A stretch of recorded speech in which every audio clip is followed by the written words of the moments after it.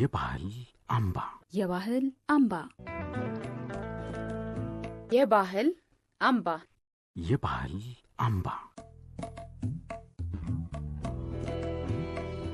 በዚህ መርሃ ግብር በሀገራችን በአህጉራችንና በዓለም ዙሪያ የባህልን ሁለንተናዊነት እንዳስሳለን።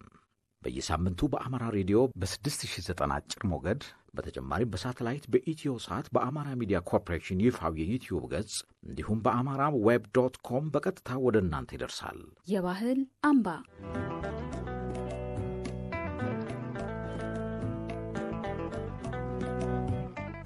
እንዴት አላችሁልን? የተከበራችሁና የተወደዳችሁ አድማጮቻችን ከአማራ ሚዲያ ኮርፖሬሽን አማራ ራዲዮ ዘወትር በዚህ ሰዓት ወደ እናንተ የሚደርሰው የባህል አምባ መሰናዷችንን ጀምረናል።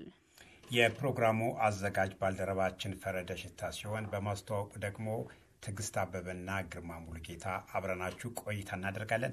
እናንተም እስከ ፕሮግራማችን ፍጻሜ ድረስ አብራችሁ እንድትቆዩ በአክብሮት እንጋብዛችኋለን። መልካም ግርማ፣ በዛሬው የባህል አምባ መሰናዷችን ሁለት ያክል ዝግጅቶች አሉን። በመረጃ ትኩረት አድርገን የምናየው የጌዲዮ ማህበረሰብን የአለባበስ ባህል በተመለከተ ይሆናል። አዎ፣ ይህንን የጌዲዮ ማህበረሰብ አለባበሳቸው ምን ይመስላል ሲል ባልደረባችን ኃይለማርያም ሙሉጌታ በመረጃ ወደኛ ያደርሰዋል። ከዛ በማስቀጠል ደግሞ የራያ ማህበረሰብ የአለባበስ ባህል በተለይ ደግሞ የሴቶች የአለባበስ ባህል ምን ይመስላል ሲል ባልደረባችን ፈረደሽ ያዘጋጀውን ወደ እናንተ እናደርሳለን።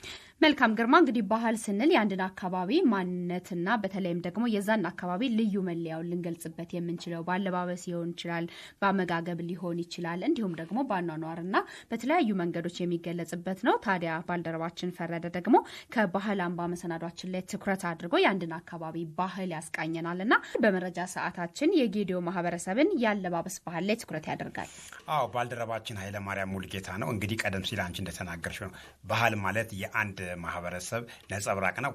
አንድ ማህበረሰብ ራሱ ለሌሎች የሚገልጽበት የተለያዩ አድራጎቶች ቢኖሩም በዋናነት ግን ባህሉ የዛን ማንነቱን እኔ እንደዚህ ነኝ ብሎ ለሌሎች የሚገልጽበት ነውና የጌዲዮ ማህበረሰብ ማንነታቸው ምንድን ነው፣ አለባበሳቸው እንዴት ይገለጻል የሚለውን ባልደረባችን ኃይለማርያም ሙሉጌታ በመረጃ እንዲህ ያደርሰናል።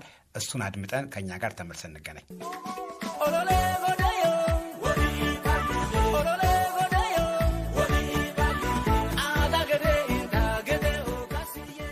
ጌዲዮን እንደ ሌሎች አንቱታን ካጎናጸፉት ጥንታዊና ባህላዊ ዘርፎች አንዱ የአለባበስ ባህሉ ነው። የአለባበስ ፋሽን እየተባለ በጌዲዮ ብሔር የዕድሜ አመዳደብ መሠረት በማድረግ በሕፃናት፣ በወጣት ወንዶች፣ በወጣት ሴቶች፣ በአዋቂ ወንዶችና ሴቶች፣ በባህላዊ ሥነ ሥርዓት፣ በኅብረተሰብ መሪዎች፣ በአጠቃላይ በወንዶችና ሴቶች በተለያዩ ጊዜያት ለተለያዩ ሥነ ሥርዓቶች የሚለበሱ አልባሳት አሉ። የጌዲኦ ብሔር በጥንታዊ ባህሉ መሠረት የዕድሜ ደረጃንና የአየር ንብረቱን በተመረኰዘ ሁኔታ የአለባበስ ሥርዓቱን ጠብቆ አቆይቷል። ጥንታዊ የጌዲኦ ብሔር የልብስ ዐይነቶችን እንነግራችኋለን። አንደኛ፣ ሃፌሬ። ወንድ ልጅ ከተወለደ በኋላ ልብስ መልበስ ሲጀምር በመጀመሪያ ከጥብቆ ይጀምራል። እያደገ ሲሄድ ደግሞ አእምሮአዊ ይዘቱ እንደሚያድግ ሁሉ አካላዊ እድገቱ አይቀየሬ ስለሆነ በኀፍረተ ሥጋ አካባቢ አዎንታዊ እድገት ይከተላል። ለዚህም ምክንያት ደግሞ ወንድነቱና ለአቅመ አዳም የጉርምስና ዕድሜ ዘመን ሲደርስ ኀፍረተ ሥጋውን መሸፈን የግድ ስለሚል ነው። የአቅመ አዳምነት የዕድሜ ዘመን ይህ ቁምጣ መሰል የመጀመሪያ ልብስ ዐይነት ሐራፌ ይባላል። ጥጥ ተፈትሎ በጥበብ የሚዘጋጅ ባለ አንድ ፈርጅ ቡልኮ ወይም አቦጅዴ የልብስ ዐይነት ነው። ሁለተኛ፣ ፌሎ። ፌሎ የወጣቶች ልብስ ነው። እንደ አፋሬ ሆኖ በቁምጣ መልክ ተዘጋጅቶ ከወደ ስሩ ባለ ዘርፍ ነው። ወደ ጉርምስና ዕድሜ ክልል የገቡ ጎረምሶች ይህንን ልብስ ለብሰውት በኮረዶች ፊት ሲያልፉ ቀልብ ይስባሉ። አፍላ የወጣትነት ዘመናቸውን ፌሎ ለብሰው ያሳልፋሉ። በቅቤ አንጨፍጭፈው ይለብሱታል፣ ይዘንጡበታል፣ ኮረዶችንም ያማልሉበታል። ሦስተኛው ደግሞ ሩፋ ይሰኛል። መጎናጸፊያ ወይም ሻሽ መሰል ከጥጥ ፈትል የሚሠራ የልብስ ዐይነት ነው። አገልግሎቱ የጌዲኦ አባገዳ ስለ አባገዳነታቸው መለያ ምልክት በግንባራቸው ዙሪያ የሚታሰር ጥምጣም ነው። አራተኛ፣ ሄቶ ይሰኛል።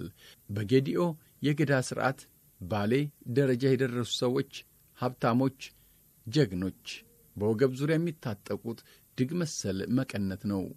በተለያየ የሽመና ጥበብ የሚሠራ ልብስ ሲሆን ዝና ይሰጣል፣ ክብርም ያጎናጽፋል። 5ኛው ሰባታ ይባላል። በዕድሜ ታላላቅ የሆኑ አባቶች ጎንፋ የሚባል ልብሳቸውን እንደ መቀነት የሚታጠቁበት ሂቶ መሰል ሆኖ ነገር ግን እንደ ሂቶ ጥበት የሌለው መታጠቂያ ነው። በብሔሩ ባህል መሠረት ሴት ልጅ ለጋብቻ ስትታጭ እንደ ጥሎሽ ለእናትና አባት የሚሰጥ ልብስ ነው። ለልጅቱ አባት ጠገራ ሲሰጥ ይህ ልብስ አብሮ ይሰጣል። ሴቶቹም እንደ መቀነት ይጠቀሙበታል። ሌላኛው ቆሎ ይባላል። ጥንት በብሔሩ ዘንድ ታዋቂና እጅግ የሚወደዱ ወንዶችም ሆኑ ሴቶች ከወገብ በላይ እንደ ሸሚዝ የሚለብሱት ልብስ ሲሆን የሚሠራበት ቁስም ከተለያየ ድርና ማግ ነው። 7ኛው ቆጲሶ ይሰኛል። ይህ የልብስ ዐይነት በብሔሩ ዘንድ ተወዳጅ ሲሆን እናቶች በቅቤ አንጨፍጭፈው ደርበው ይለብሱታል። ከድርና ማግ ይሠራል። የጥበብ ንድፎች አልፎ አልፎ ይታዩበታል። ድርና ማጉ ለማስዋቢያ የሚሆን የተለያየ ቀለም ልጥፍም ይኖርበታል። በመሃል እጥፍ ተደርጎ አንገት ማስገቢያ አስቀርቶ ይሰፋል። የመሃሉ ስፌት በጥልፍ ተጠልፎ በአንገቱ ዙሪያ ጨሌ ዛጎል ተደርጎ በስተጫፍ አካባቢ ዘርፍ ያለው ልብስ ነው። 8ኛ ቦሮ ይሰኛል። የቆሎና የቆጲስ ልብስ አሰራር የተከተለ ነው። ከድርና ማግ ይሠራል።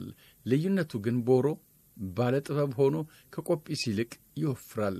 የሀብታም ሰዎች ልብስ ሲሆን ሴቶች እንደ ነጠላ በቆሎ ላይ ይለብሱታል።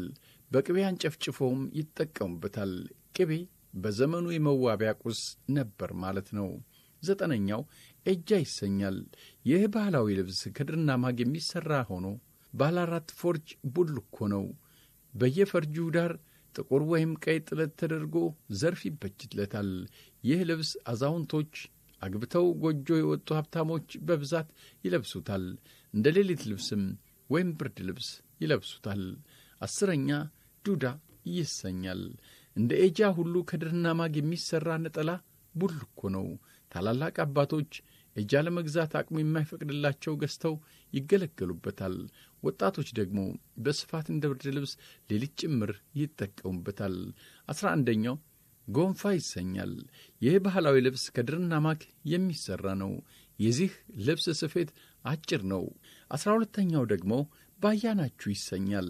ይህም እንደ ሌሎች ልብሶች ከድርና ማግ የሚሠራ ልብስ ሆኖ ጋቢ መሳይ ነው። ከጋቢ ልዩነቱ በውፍረት ብቻ ነው። በአሁን ጊዜ ገበያ ላይ አይገኝም። የተከበራችሁ አድማጮቻችን ከአማራ ራዲዮ የባህል አምባ መሰናዶን ነው እያደመጣችሁ ያለው። ቀደም ሲል በመረጃ መሰናዷችን ላይ የጌዲዮ ማህበረሰብ ያለባበስ ባህል ምን እንደሚመስል ነበር ያስቃኘናችሁ። እንዳደመጣችሁት የጌዲዮ ማህበረሰብን አለባበሱ ምን እንደሚመስል የዛን አካባቢ ባህልና ልምድን በደንብ አውቃችሁበታል ብለን እናምናለን። ግርማ፣ የባህል አምባ መሰናዷችን የመጨረሻ ወደ ሆነው ዝግጅታችን እናልፋለን። ወደ ደቡብ አካባቢ ቆይተናል። አሁን ደግሞ ወደ አማራ ክልል እንመለስና የራያ ማህበረሰብ አለባበሱ እንዴት ነው፣ በተለይ ደግሞ የሴቶች አለባበስ ምን ይመስላል ሲል ባልደረባችን ፈረደ ሽታ አንዲት ሴትዮ ነው ወይም ደግሞ አንድን ሴት አነጋግሯል። ከዚህ ባሻገር የባህልና ቱሪዝምን የሚመለከተውን አካል ማለት ነው እሱንም አናግሯል። ወደ ፎክለር ወይም ደግሞ ወደ ባለሙያ ጉዳዩንም ወስዶ ተነጋግሮበታል። እሱም መሰናዶ ወደ እናንተ እናደርሳችኋለን። አድምጡት። ከኛ ጋር ግን ተመልሰን እንገናኛለን።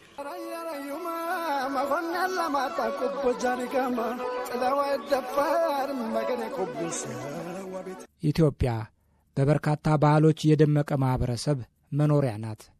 የራያ ማኅበረሰብም ጥንታዊ የሆነ የዳበረ ባህልና ታሪክ ባለቤት ነው። በተለይም ያለባበስ ባህላቸው በስፋት ዕውቅናን አስገኝቶላቸዋል። ጥርቅ ጫማ ቦፌ ማለው የልብሳቸው ማጣድ ላይ ጠፋም ከጃቸው ጭሌ ዝናር ካላይ ላይ ጎናቸው። የራያን ማኅበረሰብ አለባበስን ተመልክተን ያገባ ያላገባ፣ ወጣት ሽማግሌ የሚለውን ማኅበረሰባዊ ምድብ መለየት እንችላለን።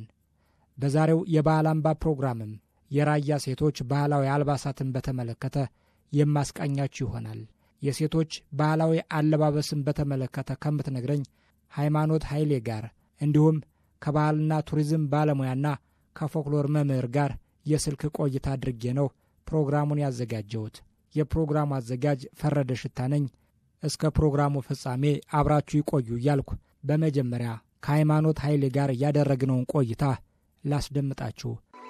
ጥርቅ ጫማ ቦፌ ማለው የልብሳቸው ማጣድ ለጠፋም ከጃቸው ጭሌ ዝናር ካራለ ጎናቸው ወለል ያለው ሜዳ ራያ ራዩማ መጎኛ ለማጣ ቁቦ ጃሪጋማ ጥላዋ ደፋር መገኔ ቁቡስ ወቤት ያለው ግርማ ሙሉ ስሜ ያው ሃይማኖት ኃይሌ ይባላለሁኝ።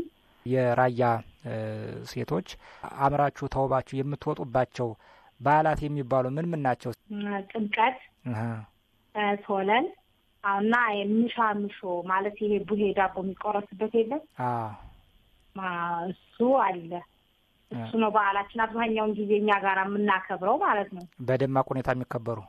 አዎ በደማቅ የሚከበረው ጥምቀት፣ ሶለል እና ምሻምሾ የጌታችን የመድኃኒታችን ኢየሱስ ክርስቶስ እንትን ስቅለት ጊዜ ማለት የምንለው ማለት ነው።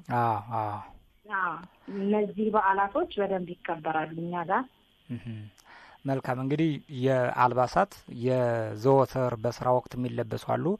እንደዚሁም ደግሞ በበዓላት ወቅት ደግሞ ለየት ያሉ አዳዲስ ያማሩ የተዋቡ አልባሳት ይለበሳሉና በቆይታችን በበዓላት ወቅት ምን ምን አይነት አልባሳት ይለበሳሉ የሚለውን ነው የምናነሳውና አንድ የራያ ወጣት በበዓላት ወቅት የምትዋብባቸው ጌጣጌጦች ምንድን ናቸው የሚለውን እስኪ እንደው ከላይ ከጸጉሯ ጀምረሽ እስከ አንገቷ አካባቢ ጆሮዎቿ ላይ የምትጠቀማቸው ካሉ ከሱ ንገሪኝ እስኪ። እሺ፣ በመጀመሪያ ያው የጸጉሩ ሁኔታ በጣም የተለያየ ነው። ማለት ወጣት ሆና ያገባች ያላገባች እናቶች ማለት አለ። ብዙ አይነት አለባበስ አለ እኛ ጋር ማለት ነው።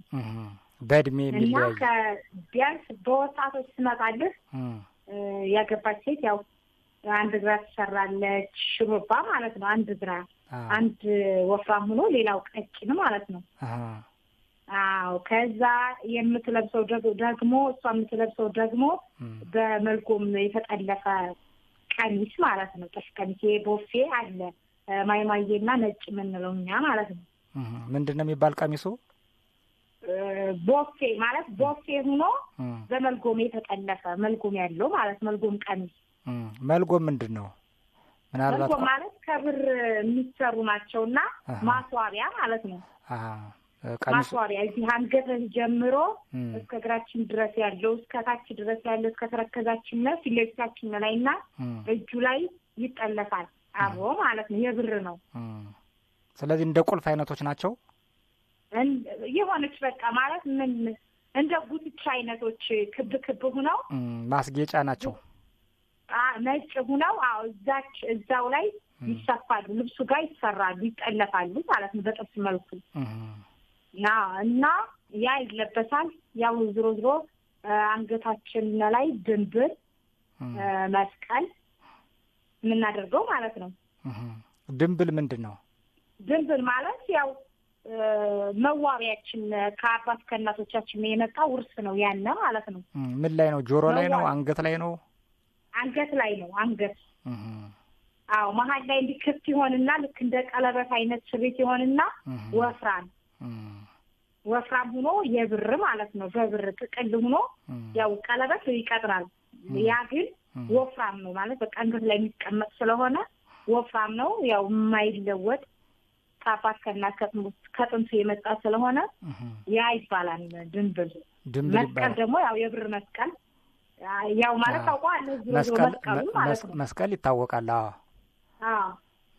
ከዛ የጆሮ ጌጥ ደግሞ ጉትቻ አለች። ልክ እንዳልኩህ ይሄ መልጎሙን የመሰለች ሁና የመልጎሙ ዘር ሁና የብር ሁና እንደዚህ ጆሮ ላይ የምናደርጋት እንደ ድንብልቡል ሁና ከወደ ኋላ ግጥም ያላት ያቺ ጉትቻ ትባላለች። ከምንድን ነው የምትሰራው እሷ? እሷም ከብር ነው። ከብር ነው። አዎ ከብር ነው። ብዙ መዋቢያዎች፣ ማስጌጫዎች ከብር ነው የሚሰሩት ማለት ነው። አዎ አሁን ይሄ ዘመኑ ምናምን የተሻሻለው ሳይሆን ትክክለኛ ቲፒካሉን ነው የምነግርህ ማለት ነው። አዎ ከብር ስለሆነ ማለት ቢያንስ እናቴ ካለች የእናቴን የአያቴን የቅማቴን ልወስድ እችላለሁ። ብር ስለሆነ ማለት ነው። ይሄ ዛሬ የመጣው አርቲፊሻል ሳይሆን ከጥንት ከድሮ የመጣ ስለሆነ ብር ናት። ጉትቻ ትባላለች እና እዚህ ላይም ደግሞ እጃችን ላይ ድኮት ይባላል። የምንዋብበት የምናደርገው እዚህ ድኮት ማለት ነው። የምናጌጥበት ድኮት ይባላል። እሱም ከብር ነው። አምባር ማለት ነው።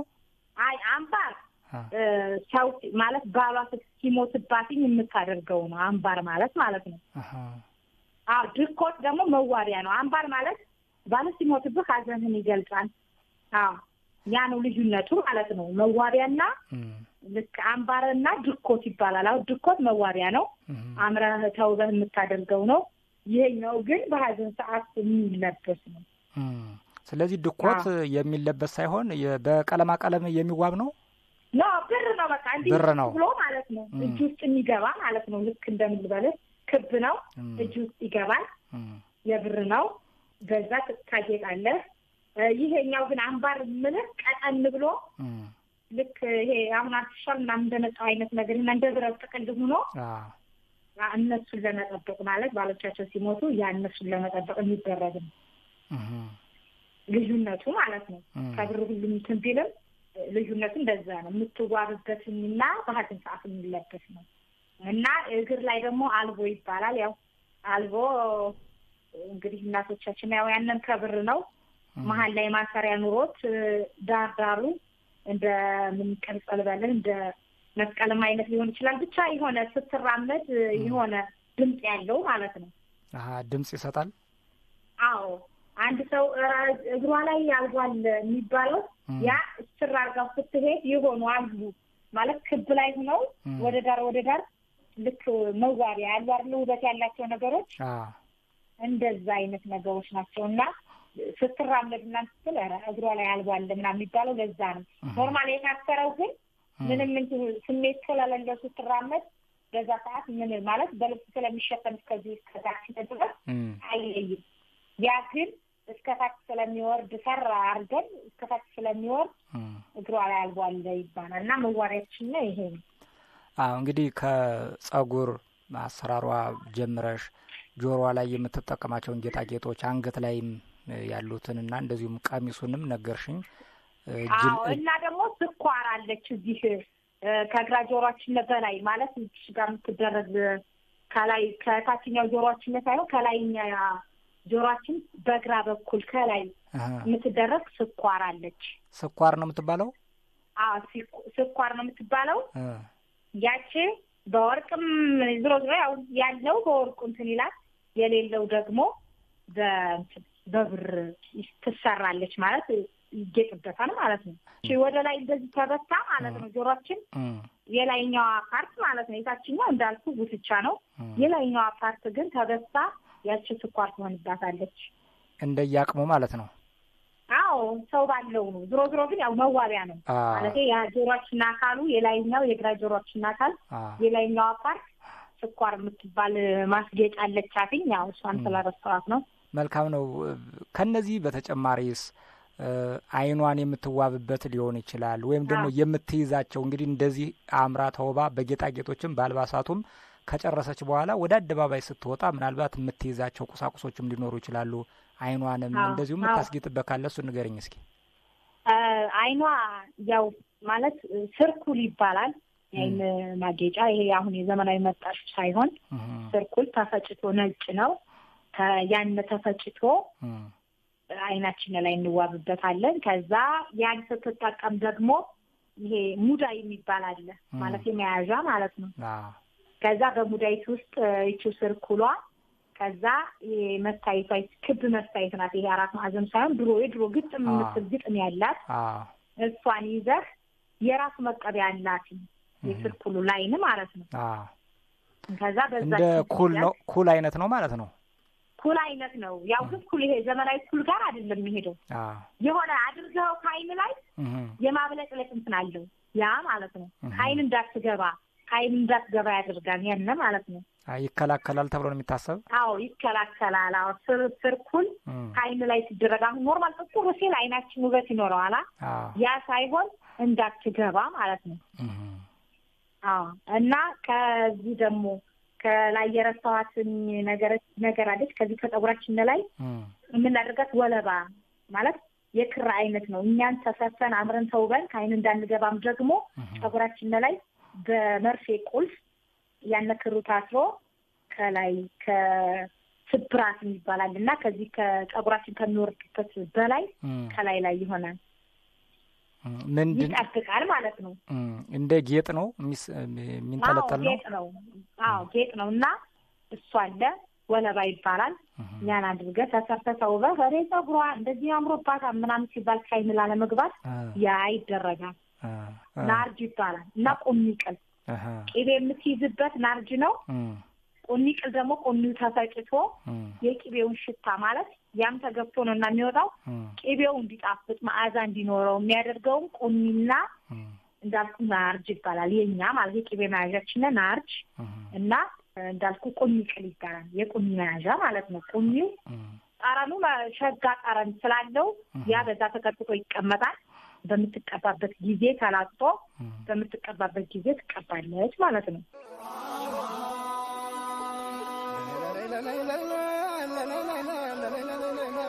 እርጎውን ገልብጦ የሚሰጥ በፍቅር ስስት የሌለበት የደጋጎች መንደር አጠገቦ የሚያበላው ፈጥፍጦ በነጽር ራያና ዘቦን መሆንና ጨርጨር ምቀኝነት የለም ከደግነት በቀር። እሱ አካባቢ ያሉ ሴቶች አሁንም እንደዚህ በበዓላት ወቅት በዚህ መልኩ ይወጣሉ፣ ይሄን ይጠቀሙታል። አዎ ሁላችንም እንደዚህ ነው የምናደርገው። ማለት እኔም በባህሉ ዙሪያ ብኖርም ሁላችንም በቃ ሁሌ ያን በዓል እስከሚመጣ ነው የምንጠብቀው። ማለት ከቤት ሁሉም ይዋባል እኮ ግን አብዛኛው ይሄን አሟልቶ በቃ ጫማ ማለት ጠርቅ ይባላል እና ያን ማለት ብዙ ጊዜ አሁን አትለብሰው በዓላት ሲመጡ ነው የምንለብሰው። ለምን አንደኛ እንደዚህ እንዳሁኑ ማለት ዘመናዊ እንደምንሰካው ይሄ ዝም ብሎ ሴቴቲክ ነገር ምናምን ስለሆነ ቤት የምንጠቀሙ ዝም ብሎ ስለሆነ ያ ግን በጣም አስበበት ሲጀመር ይሄ ቀን በመጣ ማለት በጉጉት ጠብቀን ስለሆነ የምናደርገው ሁሌ ባልኩ በዓላቶች ይለበሳል ይሄ ማለት ነው። ሁሉ ማንኛውም የጠቀስኩት በሙሉ እናድርገናቸው የምንወጣባቸው መዋቢያችን ናቸው እነዚህ ማለት ነው። የልጃገረዶች ምን ይለያል መሰለህ? ስሬታቸው አፈሳሶ ይባላል የሚሰሩት የጸጉር ስሬታቸው አፈሳሶና ጋሜና ቃሪሳ ይባላል። እሺ እና የሚለብሱት አልባሳት ችፍት ጥርቅም ካለ ያው በልካቸው ተሰርቶ ባህላቸውን ሳይለቅ እንደዛ ይለብሳሉ እነሱ ማለት ነው። እና በጥቅሉ ማለት ራያ ላይ በጣም ብዙ ልብሶች አሉ። ማለት ልብሶች ስለአሁን በመልጎም ቢሰራ ለሊንታነኮ ከዛ ላይ በቅቤ በቃ ማለት በቅቤ የሚነከራል ብዙ አይነት አልባሳት አለ ማለት ነው። እና ይሄ ልጃገረዶች አልኩ በሶለል ሰዓት ስለሚለብሱት ነው። ይሄ የጥምቀት ወጣቷን በወጣቷ ባለ አለባበስ ትለብሳለች።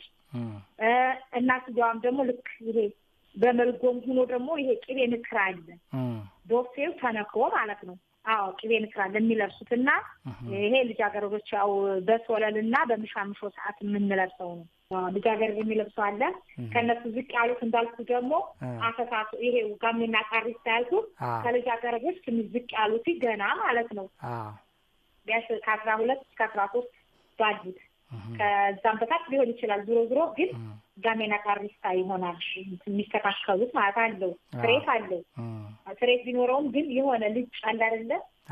መሀል ላይ በግራና በቀኝ በኩል ልጭ ይሆንና ካድርጋ ፀጉር የተላጨው ካታ ይሰራል። ይሄኛው ዝም ብሎ ልክና ፍቻችን ዝም ብሎ ሸምሸም እንደሚያደርጉት ይደረጋል እንጂ ባህላችን እንኳን ያው ሳካ ያለ ነው። በጣም አመሰግናለሁ። እሺ እኔም አመሰግናለሁ።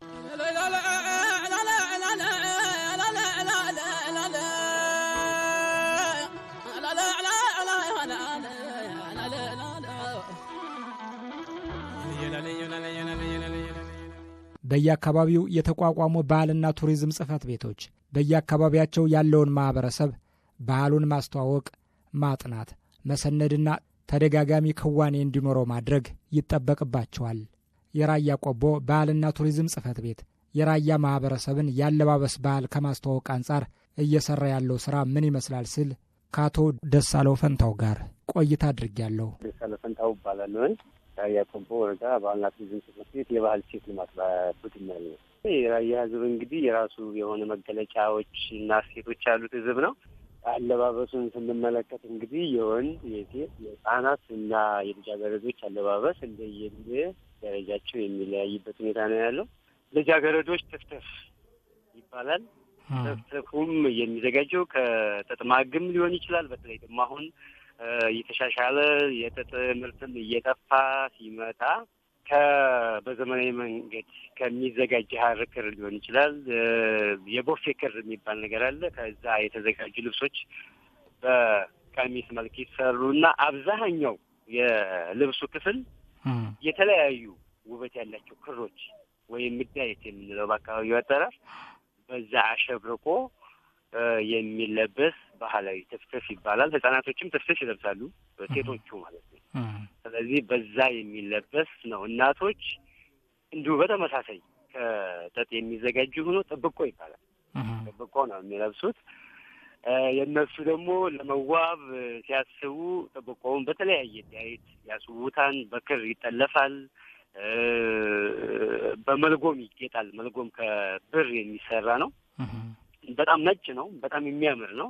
እሱን ጥብቆውን በጣም በማስዋብ አጊጠው የሚለብሱት የእጅጌያቸው፣ የልብሳቸው የፊት ክፍል በተለያየ በባህላቸው፣ ከእምነታቸው፣ ከእሴታቸው፣ ከታሪካቸው ጋር የተያያዙ ምልክቶችን ከልብሱ ላይ በማስቀመጥ በመጥለፍ ገላጭ እንዲሆን በማድረግ የሚለብሱት እጅግ በጣም ውብ የሆነ ልብስ ነው የሚል ባህላዊ ልብስ ነው ያለው ራያ አካባቢ ያለው። ካለባበሱም ጀምሮ ካጋጌጡም ጀምሮ አጠቃላይ የሚገለጽባቸው ታሪኮች አሉ። ጥብቅ ጫማ በሴቶቹም በወንዶችም የማይነጠል ባህላዊ አልባሳት ነው ማለት ነው።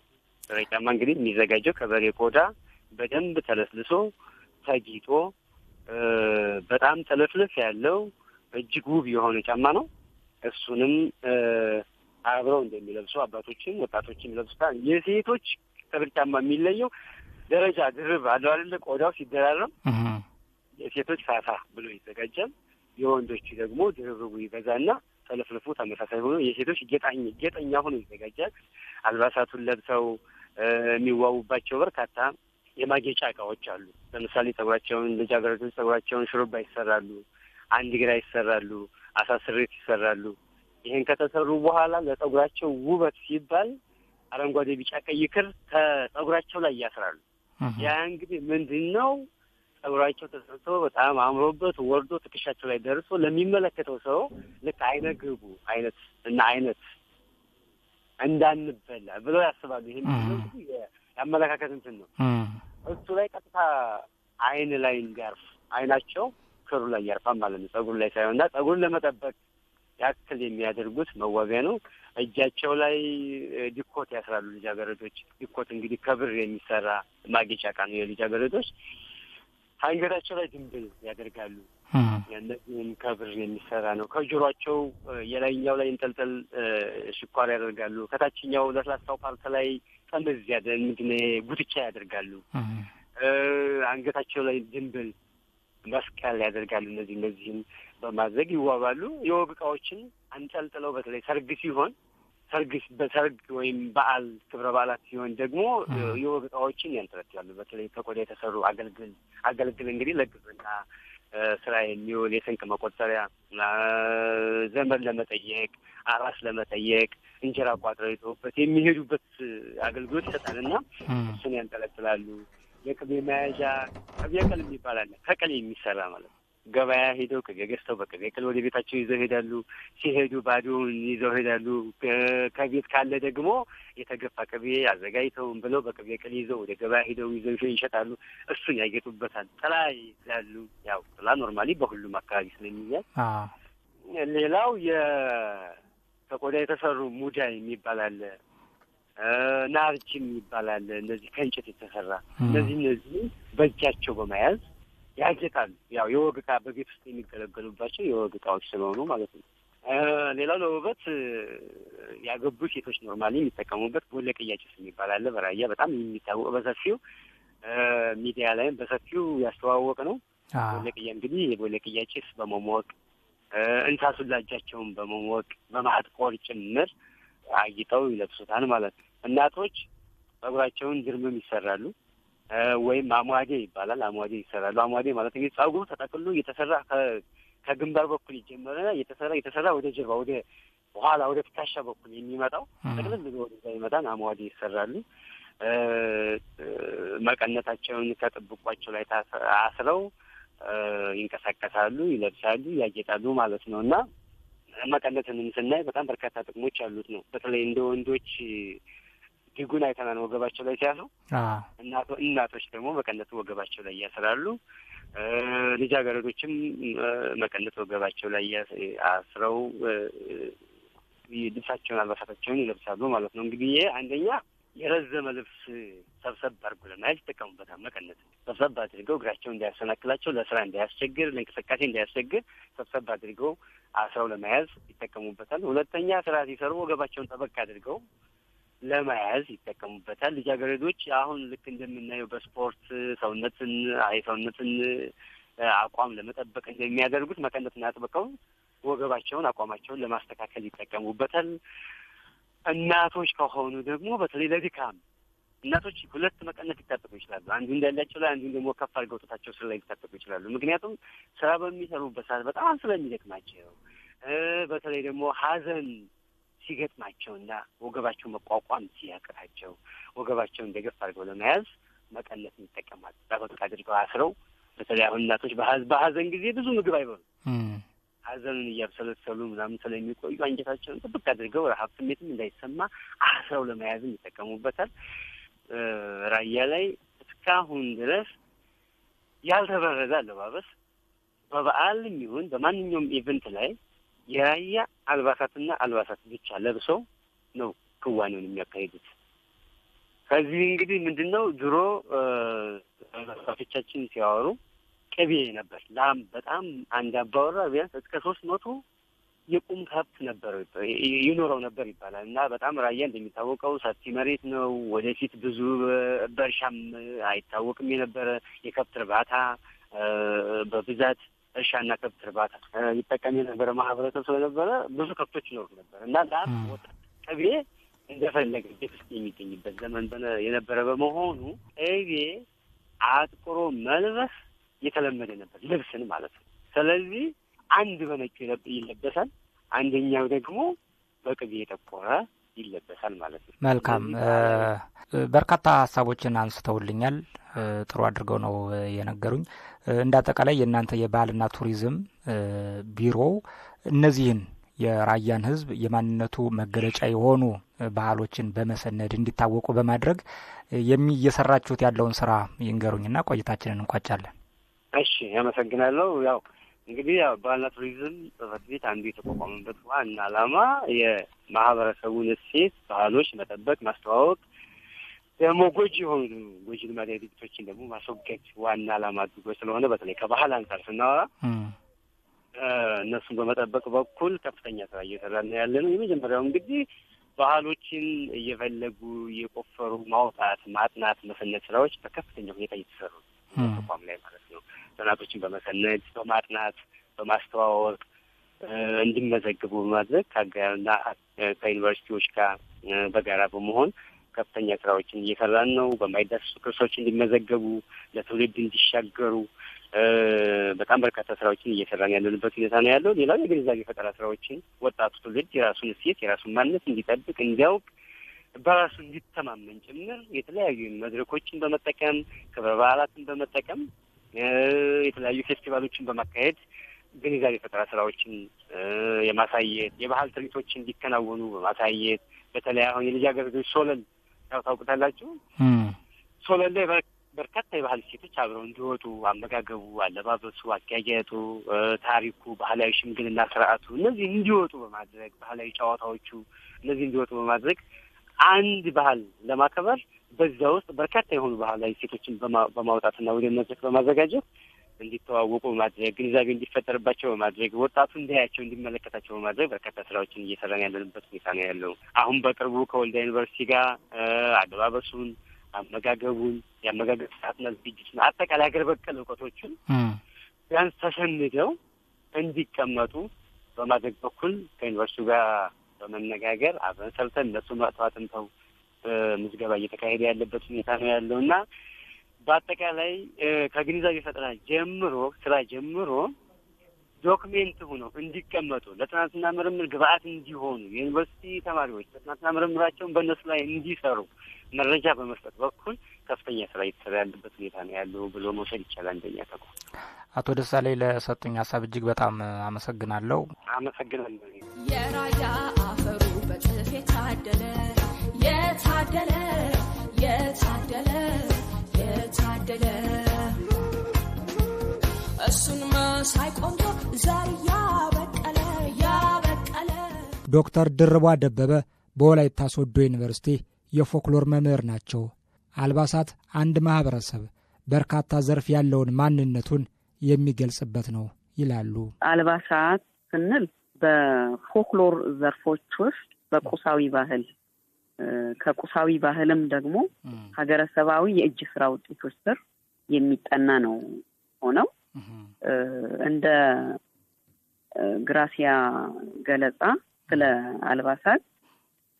አልባሳት የሰውን ልጅ ውጫዊ አካል ከተለያዩ ክስተቶች የሚጠብቁ እንደሆኑ ይገልጻል። ከመጠበቃቸውን ባሻገር ደግሞ የሰውን ልጅ ከተለያዩ ክፉ መናፍስትም የመከላከል ተግባር ያላቸው ናቸው የሚል ሀሳብ ሰንዝረው እናገኛለን። ኢንሳይክሎፒዲያ ደግሞ ብሪታኒካ ቮሊዩም 4 ላይ ወይም 4 ላይ የአልባሳትን መሰረታዊ ተግባራት ገልጾ እናገኛለን። የመጀመሪያው የሚገልጸው ምንድነው?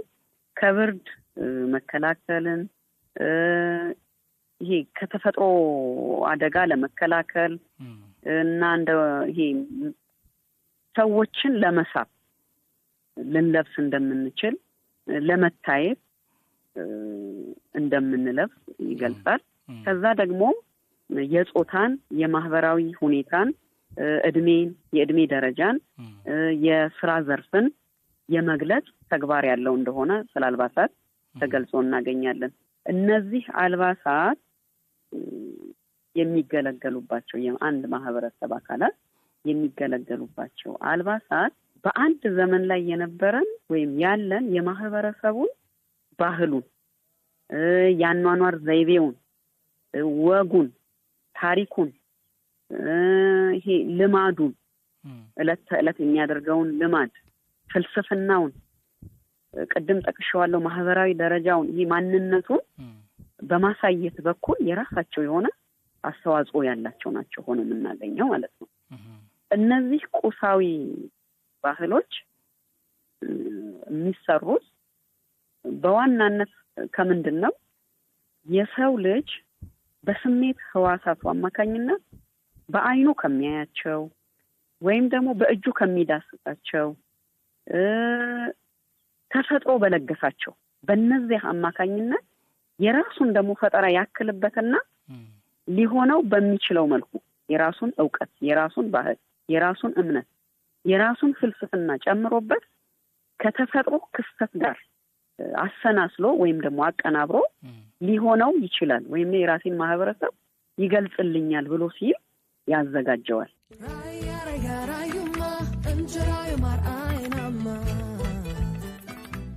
የራያ ማህበረሰብ በደመቀ ባህሉ ኢትዮጵያን አስውቧል። በሀገረ መንግስት ምስረታም ትልቅ ድርሻን አበርክቷል። የማንነቱ መገለጫ የሆነው ያለባበስ ባህሉ የሁሉም ሀብት ነውና ይጠበቅ፣ ይተዋወቅ ይገባዋል። ከትውልድ ወደ ትውልድ ይተላለፍ ዘንድም የሚመለከተው ሁሉ የሚጠበቅበትን ሊያደርግ ይገባል እንላለን። የዛሬው የራያ ሴቶች ባህላዊ አለባበስን በተመለከተ ያዘጋጀውላችሁ ዝግጅት ይህንን ይመስል ነበር። ሳምንት በሚኖረን ከባህል አምባ ፕሮግራም ደግሞ የራያ ወንዶች ባህላዊ አለባበስን በተመለከተ የማስቃኛችሁ ይሆናል። እስከዛው ሰላም ቆዩን።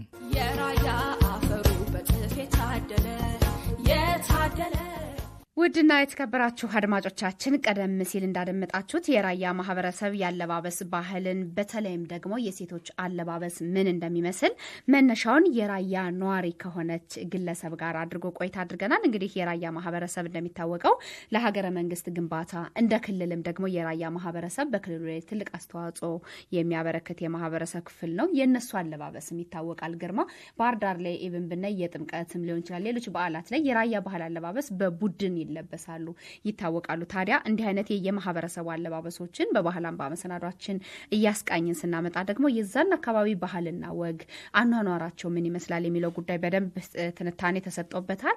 እንዲሁም ደግሞ ባለሙያዎችን ቢሆን በተለይ የአንድን አካባቢ አለባበስ ስንገልጽ ምንን የሚወክል ነው ከምን ጋር የሚያያዙ ጉዳዮች ናቸው የሚሉ ጉዳዮችን በደንብ የተተነተኑበት ነው።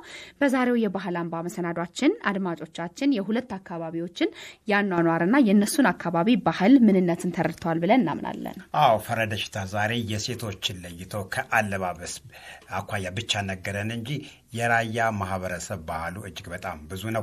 የጸጉር ስሪታቸውም ራሳቸውን የሚገልጹበት አንዱ መንገዳቸው ነው። የወንዶችም ራሱ በእድሜም የተለያየ ባህል አላቸው አለባበሶች። ዛሬ ፈረደ ግን የሴቶችን ብቻ ለይቶ እንዲህ አስደምጦናል። እናንተም ስለ ራያ የማታውቁትን ተጨማሪ ነገር እንዳገኛችሁበት ተስፋ እናደርጋለን። የተከበራችሁ አድማጮቻችን ሳምንት ደግሞ በሌላ የባህል አምባ መሰናዶ እንገናኛለን። ለዛሬው ግን እዚህ ላይ ቢበቃን ትግስት። የዛሬው የባህል አምባ መሰናዷችን ያደመጣችሁትን ይመስል ነበር። ሳምንት ደግሞ በሌላ የባህል አምባ በተለይም ደግሞ የሌላ አካባቢ ባህልን ወግ ሴትን የምናስቃኛችሁ ይሆናል። ባልደረባችን ፈረደሽታ ፕሮግራሙን በማዘጋጀት አብሮን ነበረ። እያስተዋወቅናችሁ ደግሞ ትዕግስት አበበና ግርማ ሙልጌታ አብረናችሁ ቆይታ አድርገናል። ሳምንት በሌላ የባህል አምባ መሰናዶ እንገናኛለን። በሰላም ቆዩልን። የባህል አምባ የባህል አምባ